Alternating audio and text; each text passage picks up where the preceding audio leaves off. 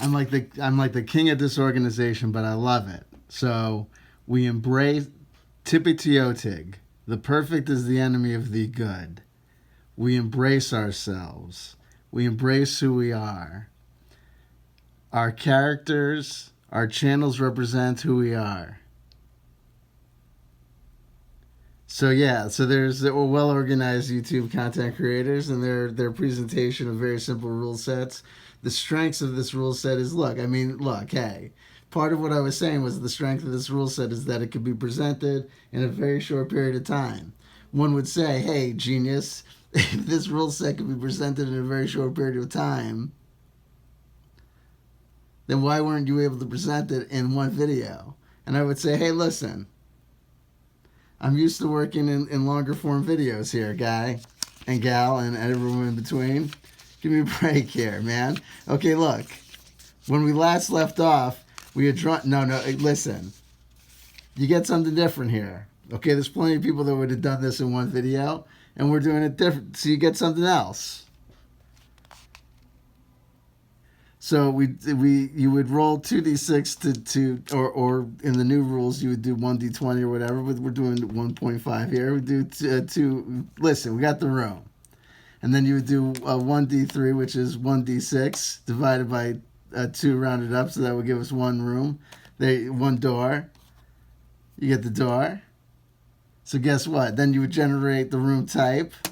And you would have all these things are scenarios. Like this is a scenario book here, and this has got the original the original 5 little games that Noah Patterson did.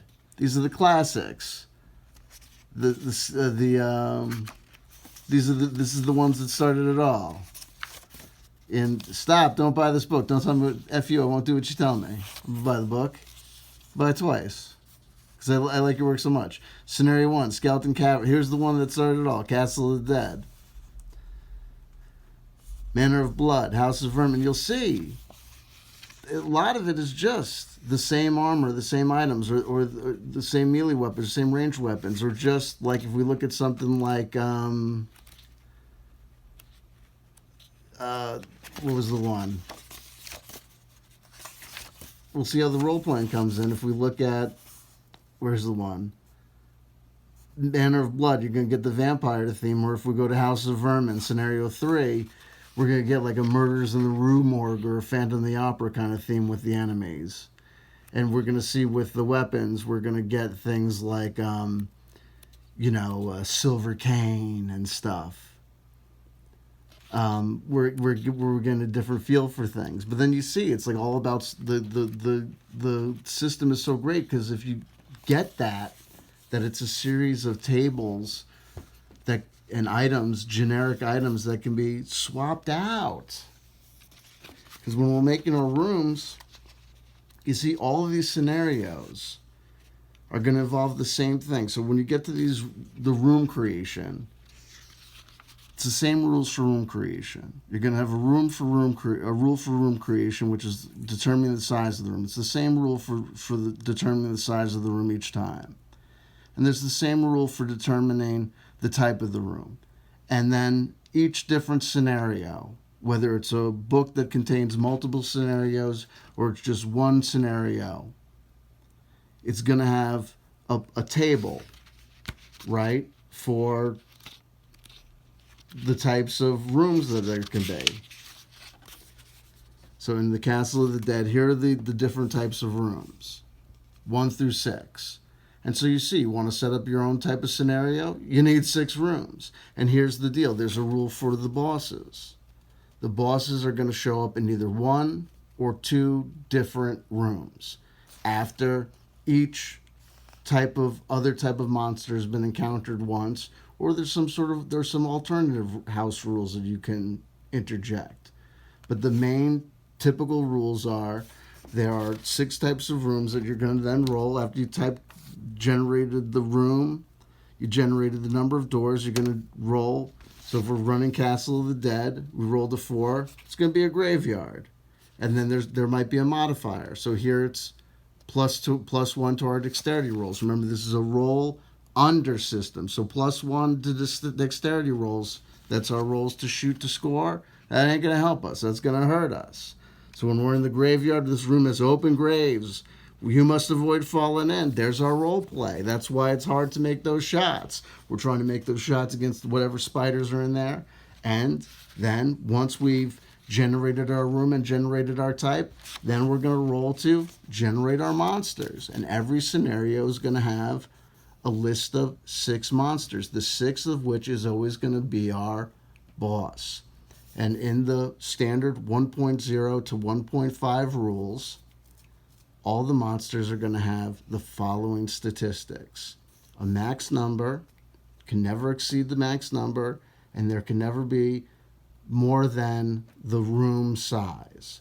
So if we've generated a room that's got 3 squares, but we've generated 6 zombie cats, no mas bueno. We're only going to get 3 zombie cats.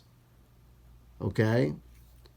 There's going to be, they can do 3 health damage, and they could do 1d3 wits damage, or that's to our willpower. So we're going to see that when we get to the combat. So after we roll the type of room that we got, then we're going to roll the type of monster. We got a 6. Okay. Oh, we rolled the boss, but this is our. Let's assume that we had our entrance over here, because we forgot to do our entrance, blah, blah, blah. There's our door to the thing. Well, there's our entrance, whatever. We needed our first room would be our entrance that we went into. This would be our first room that we entered. Sorry. Because we had an entrance. Our first room would have been our entrance. Then this is like the first room we entered. Whatever. Don't worry about it. I'm getting you through it. Don't worry about it. It's not a perfect recitation of the rules. Can you tell I'm not like the... Listen, this is part of the reason I'm not doing 1.75. Because I'm not, like you. Listen, I get you through. So we generated the zombie lord, but that's our boss. We're not, the boss is going to be the first guy we encounter, because we got to encounter all these guys once before we get to the zombie lord. That's standard operating procedure in Micro Chapbook RPG. Okay? So we're going to re-roll. We got 4. That's a zombie dog. How many? Possibly 5? We got 4. So we got 4 zombie dogs. So we're going to make our notes however we want to. 4 zombie dogs, we have boxes, whatever you want to, yada yada. They got a maximum life force of 5, so you can note that however you want to. And then we're going to get to our combat round. Now, we're going to figure it out. By the time we've gone to that thing, you're going to figure out your character will have bought their melee weapons and their ranged weapons. You'll have gone and you'll have your statistics and whatever and your guide drawn up. So by the time combat gets around, let's see, I've got a character over here.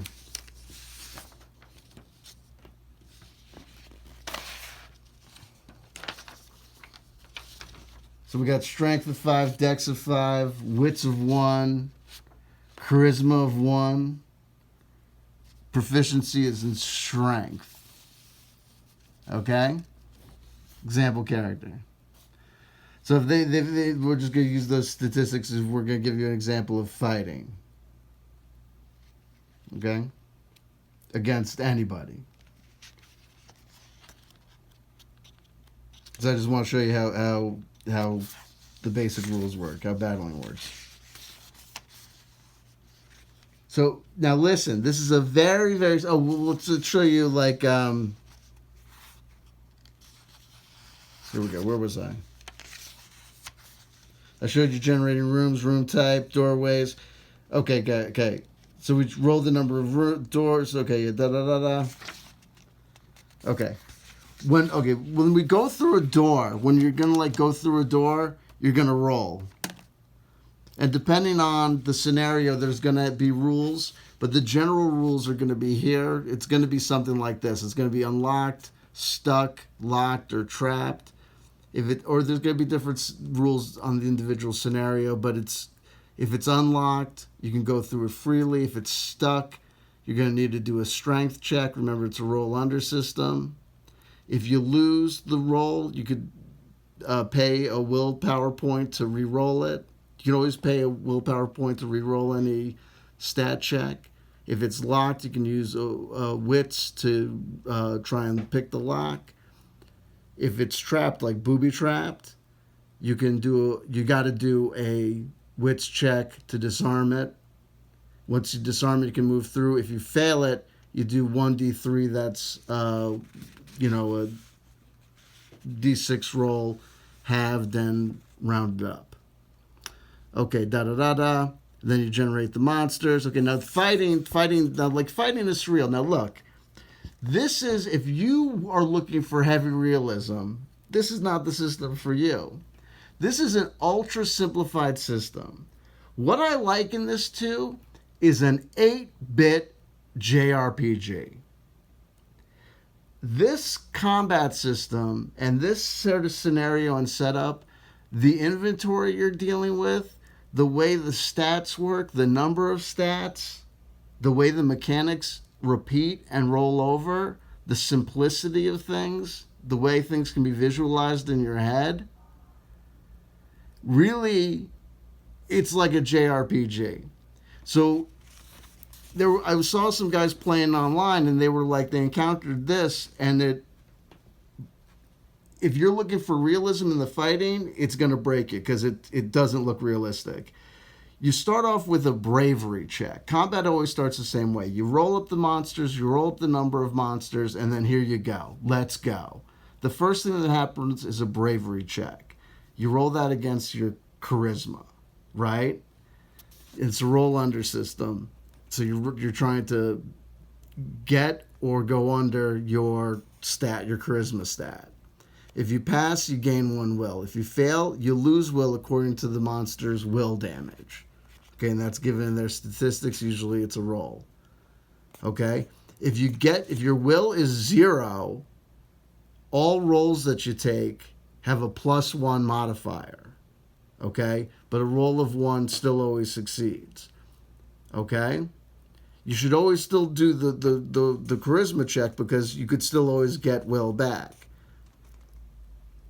Ranged attack. If the room is 4 squares or larger, you may make a ranged attack if you have a ranged weapon. So you roll against your dexterity. If you succeed, you apply weapon damage to one of the monster's life force. Then you go to the melee round. You must now make a melee attack. You have to. Even if you don't have a melee weapon or whatever, you would still do a strength check. Why? You'll see. If you succeed, you apply the weapons damage to the monster's life force. If you fail, you roll the health damage for one monster and apply it to your health. The melee attack, if it fails, is the monster's attack. So if you don't have a ranged weapon, you don't do a ranged attack. But if you don't have a melee weapon, you still do your melee attack because it's your default defense roll against the monster. It's ultra simplified. Then you repeat the whole process. Rinse, lather, repeat. That's why I liken it to an old school NES JRPG. And that's why a lot of when I saw some people play it, like Rick Aruga play it, he was like, wait, I just did I walk in, the room's big enough to do a ranged attack. I do a ranged attack, then I do a melee attack, and then I jump back to do another ranged attack? What? Right? It doesn't make sense. But if you want to start making sense, that's when you start adding more complex mechanics into systems. And then when you start adding more complex mechanics into systems is when you stop having a game that can be taught to people in 20 minutes and start having a game that starts turning into a crunchy role-playing game that takes hours and hours and months to teach the people and then starts to turn into something else. Once you clear the room, you do your treasure roll. You roll a 1d6. If you get a 1 through 5, you earn that much gold. If you roll a 6, you roll in the items table included in the scenario. If you roll a 1 on the items chart, you find nothing. Again, an items table. So you can make any items table you want to. Like I said, you want to do Fast Times at Ridgemont High, the micro chapbook RPG? What do they have for items? Do you know what I mean? Like, just figure out what you want the scores to be. The boss of the dungeon will not appear until you've encountered all the other monsters in the scenario at least once. Additionally, blah blah blah. I hope additionally, if you roll the boss when it cannot, blah blah blah. It re-roll if you get blah blah blah. Once the boss defeated, the game ends. Leveling up in between the games, you may spend 100 gold to add +1 to one stat, or 50 for an easier game. Some people do 25. I know I'm not holding this into the frame. I'm not paying attention.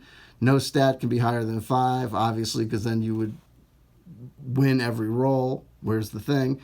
You may also buy new equipment. You may only have one melee and one ranged weapon at a time. Some things change that. Game notes and clarifications. Natural rolls of 1 always succeed, despite die modifiers from room types or loss of will. Natural 6 always fails. Play the same game multiple times to level up. Play as a traditional RPG with a game master. Play with miniatures. So look, this system has changed and morphed even just in the 2 years it's been out. There have been sci-fi changes. They're up to rule set 1.75 that adds all sorts of different things and transformations. Where am I? This is part 2 of the introduction, and I think I've just done the rules. We'll wait till another night to do part 3, where I do something else, where I start talking about my personal journey with it and where we're going with it more. Okay, we'll just do that, and we'll keep going. And I hope you like, comment, and subscribe.